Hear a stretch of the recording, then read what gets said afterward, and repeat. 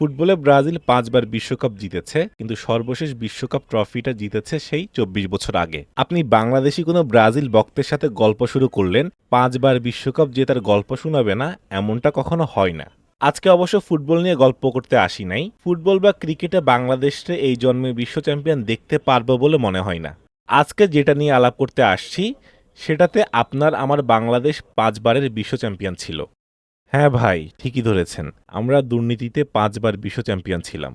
Transparency ইন্টারন্যাশনালের report বলতেছে ২০০১ সাল থেকে ২০০৫ সাল পর্যন্ত টানা ৫ বছর আমরা দুর্নীতির সিংহাসনে ছিলাম। বর্তমানে দুর্নীতিতে বাংলাদেশ ও অন্যান্য দেশগুলো কোন অবস্থানে আছে চলুন দেখে আসি। জার্মানির বার্লিন ভিত্তিক আন্তর্জাতিক সংস্থা ট্রান্সপারেন্সি ইন্টারন্যাশনালের দুর্নীতির ধারণা সূচকে ২০২৪ সালে বাংলাদেশের অবস্থান ২ ধাপ পিছিয়েছে।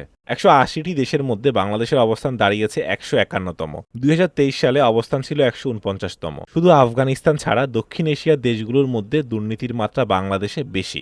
বর্তমানে সবচেয়ে কম দুর্নীতি দেশগুলো হল ১০০ এর মধ্যে ৯০ স্কোর নিয়ে ১ নম্বরে আছে ডেনমার্ক, এরপর ৮৮ স্কোর নিয়ে দ্বিতীয় ফিনল্যান্ড, ৮৪ স্কোর নিয়ে তৃতীয় সিঙ্গাপুর। দক্ষিণ এশিয়ার মধ্যে সবচেয়ে কম দুর্নীতি হয় ভুটানে, স্কোর ৭২, অবস্থান ১৮তম।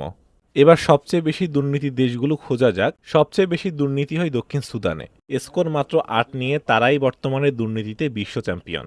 এরপর সোমালিয়া, ভেনেজুয়েলা আর সিরিয়া। এবার আসি বাংলাদেশে। শুরুতেই বলেছিলাম আমরা দুর্নীতিতে টানা ৫ বারের বিশ্ব চ্যাম্পিয়ন ছিলাম। বর্তমানে ২৩ স্কোর নিয়ে আমাদের বাংলাদেশ আছে ১৫১তম অবস্থানে।